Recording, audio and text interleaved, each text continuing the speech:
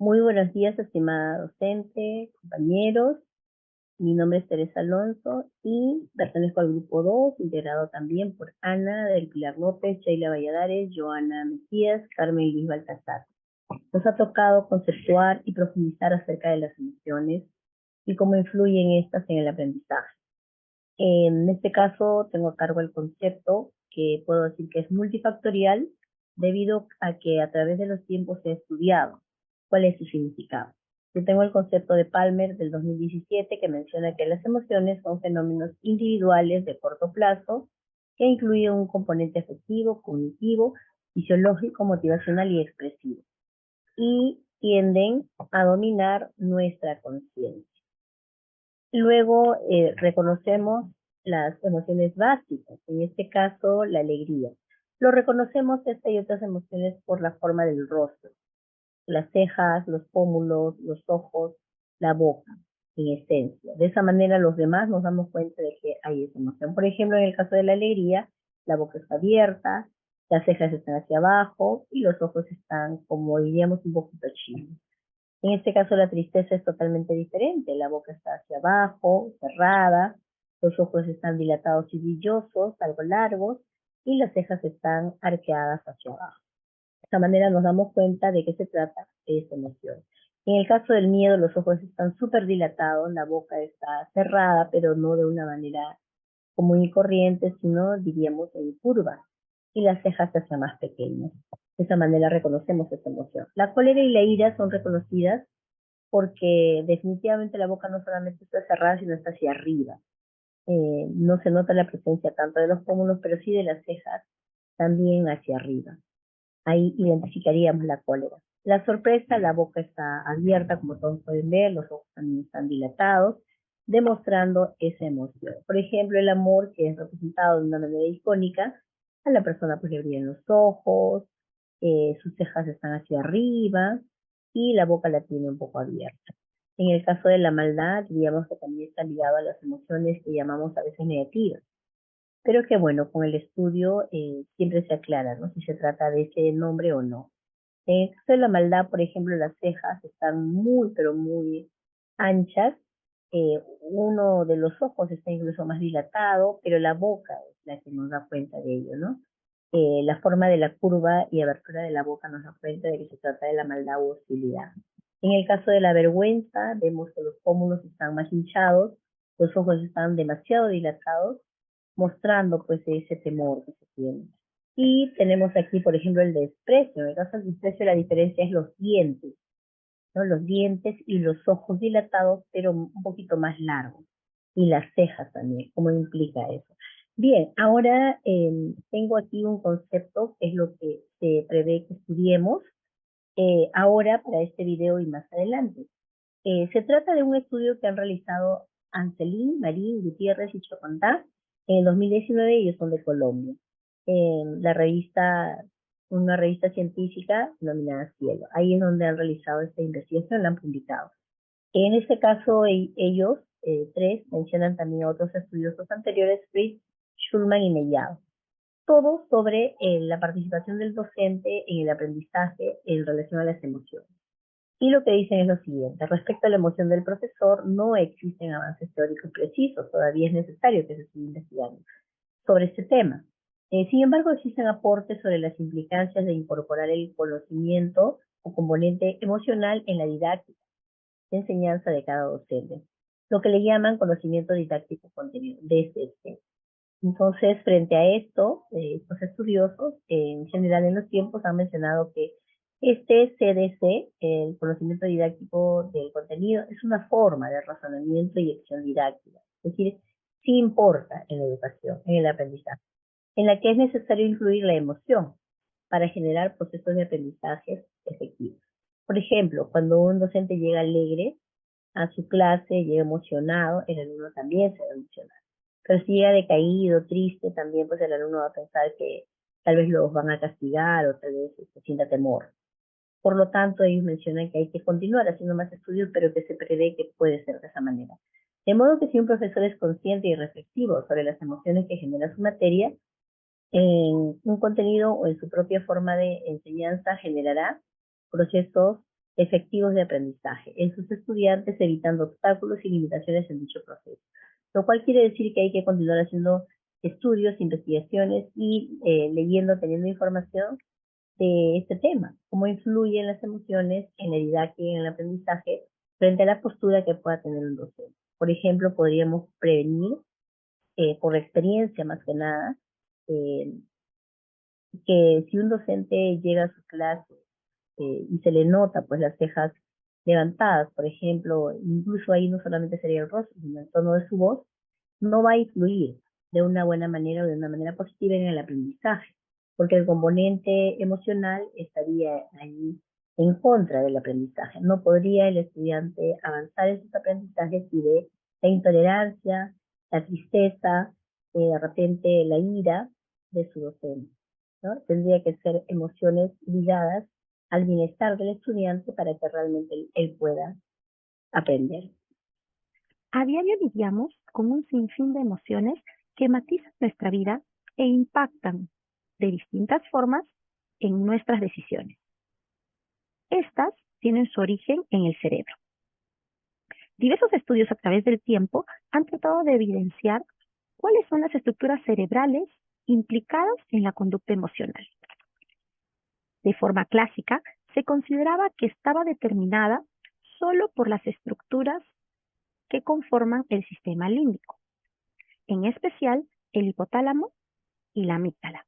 En la actualidad se ha observado que otras estructuras corticales están también implicadas en la emoción, como por ejemplo la corteza prefrontal. El hipotálamo. En un principio, Barth lo consideró clave para iniciar respuestas de defensa. Con el tiempo se concretó que es la amígdala quien en realidad da la respuesta inicial de defensa. La amígdala. La amígdala es una estructura subcortical necesaria para generar diversas emociones, en especial las emociones desagradables o negativas, como el miedo, la ira o el asco. Además, permite responder de forma estereotipada y universal a los estímulos que señalan peligro, preparando al organismo para responder de forma rápida, casi automática, poniéndose en acción. Y esto sin que sea necesario un procesamiento cognitivo complejo. La corteza prefrontal es la parte más anterior de la corteza cerebral y ocupa la porción más grande de los lóbulos frontales. Posee 3 regiones, de las cuales 2 son las más relacionadas con las emociones. Órbito frontal. Tiene que ver con las respuestas emocionales que implican contingencias aprendidas de refuerzo. Está relacionado con el control emocional inhibitorio. Por tanto, lesiones en esta zona producen respuestas emocionales inapropiadas. Desinhibición, es decir, aumento de la impulsividad y del comportamiento social inapropiado. Su afectación puede causar impulsividad, irritabilidad, trastornos del estado de ánimo y comportamiento antisocial. Medial. Está relacionado con la comunicación emocional. Cuando hay afectación en esta zona, hay disminución de la expresión facial emocional, dificultad para anticiparse a consecuencias futuras, ya sean positivas o negativas, y un rendimiento anormal en la toma de decisiones. Lo que les acabo de mencionar sobre la corteza prefrontal y sus implicancias en el control emocional y la toma de decisiones se ve clarísimo en un famoso caso clínico. Phineas Gage, en 1848, era un joven muy querido por sus amistades, exitoso en el trabajo, con un futuro prometedor. Un día, como cualquier otro, se encontraba dirigiendo la construcción de una línea de ferrocarril y aconteció un trágico y extraño accidente. En una distracción, en una actividad cotidiana que él realizaba en su trabajo, apretó directamente la pólvora con una barra de hierro.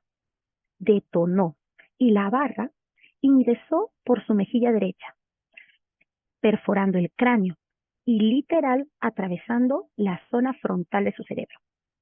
Lo trasladaron para atención médica, él estaba consciente y hablaba sin problema. Luego de 2 meses de recuperación, Phineas era otro, físicamente intacto, pero su comportamiento emocional dio un giro de 360 grados. Comenzó a tener problemas con sus amigos, en el trabajo, era despedido constantemente y esto porque sus respuestas emocionales eran inapropiadas. Se volvió incapaz de planificar su futuro y su presente. Se volvió impulsivo, irritable, narcisista y exagerado, solo a raíz de la lesión de la zona frontal, lo cual frustró su convivencia social y su posibilidad de proyectarse a futuro. Así podemos ver, en este caso, el impacto real del cerebro en las emociones. El aprendizaje es un proceso que se da en nuestro cerebro. Lo que más le gusta al cerebro es aprender. Antes se pensaba que aprender era solamente un proceso cognitivo, pero ahora con los nuevos estudios de la neurociencia sabemos que aprender no solo es eso, sino también es un aspecto emocional. En el aprendizaje lo cognitivo y lo emocional van juntos, son las dos caras de una misma moneda. Las emociones influyen tanto en el que enseña como en el que aprende. Solo nos acordamos de lo que hemos aprendido con emoción. Las emociones son las responsables de que algo que se quede en su cerebro para siempre. Las emociones son el pegamento de los recuerdos. Nuestro cerebro es selectivo.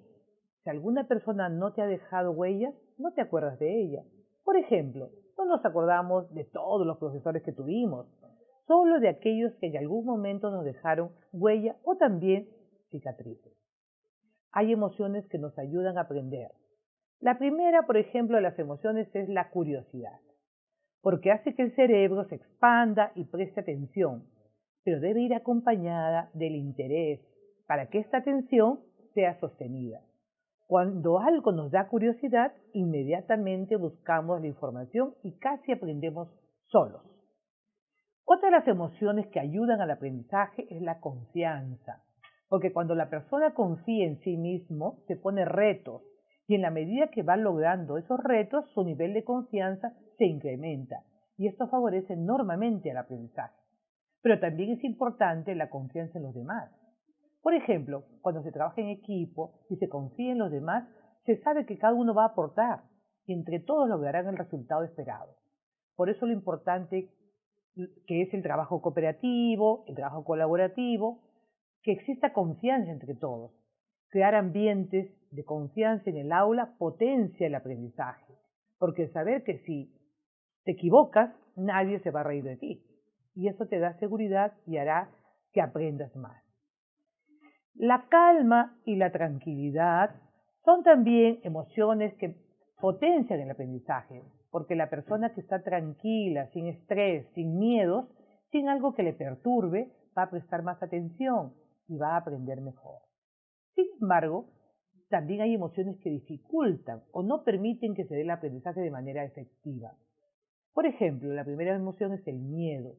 Un estudiante puede haber estudiado mucho para un examen, pero si siente temor y miedo, entonces su mente se bloquea. Es frustrante para una persona que ha estudiado mucho y que sienta que se quedó en blanco por el temor al examen. La ansiedad y el estrés también son emociones que desfavorecen el aprendizaje. Son los determinantes del fracaso escolar. Actualmente existe mucho nivel de estrés en las aulas. Los estudiantes están estresados. Los profesores también están estresados. Esto origina que el estudiante diga, no puedo, no lo voy a lograr. Es muy difícil, es imposible. Pero cuando la persona entra en calma, se da cuenta que lo puede lograr. Otra de las emociones que desfavorece el aprendizaje es el aburrimiento. Cuando la persona está aburrida, todo lo que escucha le entra por un oído y le sale por el otro. No le interesa lo que está escuchando y tampoco le interesa lo que está leyendo, ¿no? La envidia es otra de las emociones que bloquea el aprendizaje. Cuando un estudiante está permanentemente compitiendo con otros, cuando está pendiente de lo que hacen los demás, cuando se está comparando permanentemente, esto le genera tal tensión que hace imposible que pueda aprender. Las emociones no son estáticas, son conexiones que se comunican unas con otras. En tal sentido, se aumenta la calma, disminuye el estrés. Se aumenta la confianza, disminuye el miedo. Se aumenta la curiosidad, disminuye el aburrimiento. Por eso, en educación, es muy importante que los docentes conozcan las emociones que producen aprendizajes y las que lo dificultan o lo bloquean, y puedan ser capaces de cambiar un estado emocional negativo de su estudiante por otro positivo, y de esta manera generar espacios saludables en sus aulas para que los estudiantes se sientan mejor y den un mejor resultado en sus aprendizajes. Inteligencia emocional. Para definir el concepto de inteligencia emocional, vamos a investigar la siguiente línea de tiempo. En el año de 1920, Edward Tordique manifiesta que la inteligencia emocional es una adaptación en sociedad, en la cual las personas cogen patrones de acuerdo al comportamiento de un grupo.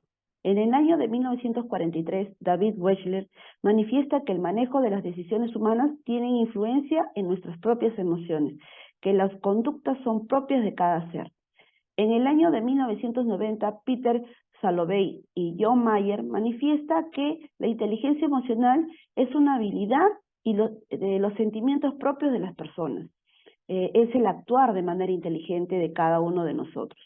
En el año de 1995, Daniel Goleman manifiesta que todas las emociones son en esencia impulsos que nos llevan a actuar, a razonar y a actuar según la forma de ser de cada uno de nosotros. En el año de 2005, Howard Gardner, a través de su teoría de la inteligencia múltiples, en este caso, la inteligencia interpersonal, es necesario que la persona comprenda las intenciones y sus motivaciones propias del hacer y del actuar propio. También habla sobre una inteligencia intrapersonal, en la cual juegan mucho los sentimientos, los temores y las motivaciones propias y también en grupo. Y es así que en el año 2009, Robert Steinberg manifiesta que la inteligencia emocional es un conjunto de sentimientos, emociones, valores presentes en una relación y compuestos por la pasión y compromiso de cada ser por actuar de manera inteligente, ya no mediando mucho lo que es la cólera, la ira, meditando y actuando de manera positiva. Es así que acá plasmo dos ejemplos muy importantes para enfocar el concepto así de inteligencia emocional. A dos personas les acaban de diagnosticar diabetes. María ha decidido cuidar su salud a través de una alimentación saludable y hacer ejercicios. Muestra tranquilidad y con ganas de vivir. Por el contrario, Luis ha estado de mal humor, muy preocupado y culpando a todo lo que estén a su alrededor por su mala suerte. Una ha superado, o viene superando sus dificultades, y es actuar pues con inteligencia y estableciendo sus emociones. Por lo contrario, la otra persona está preocupado, no trata de superar lo que le está pasando. Otro, en una tienda de ropa de vestir, las señoritas encargadas de las ventas están atendiendo a los clientes que en cada momento solicitan las prendas. Sonia lo hace con amabilidad, respeto y sobre todo con mucha paciencia en su atención. María muestra su fastidio constante, hasta por momentos no muestra un buen trato verbal a sus clientes, provocando que la clientela no compre y se retire rápidamente. También tiene que ver el actuar inteligente de nuestras emociones, también en nuestra productividad, porque también eso medita o enfoca en lo que es el mundo laboral de nosotros que nos desarrollamos. Es así que las emociones van a generar sentimientos, ¿no?, que surgen de nosotros de manera interna y externa. También sirve como un mecanismo de comunicación. Si yo no expreso mis emociones, mi forma de actuar o mi forma de pensar, pues hay un cambio que algunos no nos entiendan, ¿no? Entre las emociones más frecuentes y positivas que debemos tener es la satisfacción, el entusiasmo, la confianza, la alegría, y es lo que debe desarrollar en una inteligencia emocional. Por lo contrario, las emociones negativas es el pesimismo, el enojo, la desesperación, el orgullo, el miedo, la decepción, la ansiedad, la preocupación, la frustración, ¿no? Y toda aquella cosa que nos culpa a nosotros en lugar de avanzar. Y es así que podemos decir, ¿qué es en sí la inteligencia emocional? Es la capacidad de reconocer nuestros propios sentimientos y de los demás, motivándolos, ¿no? Y motivándonos también nosotros mismos. Es la capacidad de responder de manera adecuada y utilizar nuestros mejores recursos para enfrentarnos a la vida, con un actuar equilibrado. Es la capacidad de controlar nuestros impulsos, regular nuestros propios estados de ánimo, evitar que interfieran en nuestras facultades racionales. La ira no nos debe ganar, los sentimientos negativos de igual manera. Al contrario, debemos tratar en un clima de confianza, de optimismo, de cambio. Es así que la inteligencia emocional modula y trabaja 5 habilidades muy importantes: la autoconciencia, la autorregulación, la motivación, empatía y la sociabilidad. La autoconciencia, que somos capaces de incentivar a nosotros mismos y también involucrar a los otros, que ellos también son capaces de realizar diferentes tipos de tareas. La autorregulación, capaces de controlar nuestras emociones, tranquilizarnos uno mismo, lidiar con los demás. Al contrario, no superar que las ansiedades y las tristezas colmen o ocupen un espacio muy importante en nuestra forma de actuar.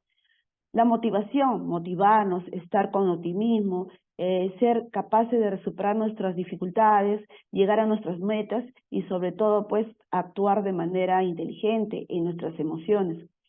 Empatía, actuar de manera apropiada en sociedad, aceptarnos y aceptar todas las opiniones y también trabajar de manera equilibrada con todo el trabajo que se da en un grupo y también individualmente. Y la sociabilidad es actuar en grupo, a trabajar en equipo, a trabajar todos en bien de una meta en común. Bien, esto es trabajar y actuar de manera inteligente nuestras emociones.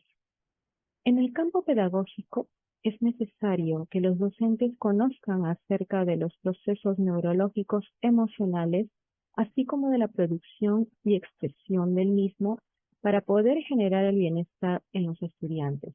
Así también para crear situaciones o actividades que estimulen un ambiente propicio para los aprendizajes, ¿no? Conclusión número 2.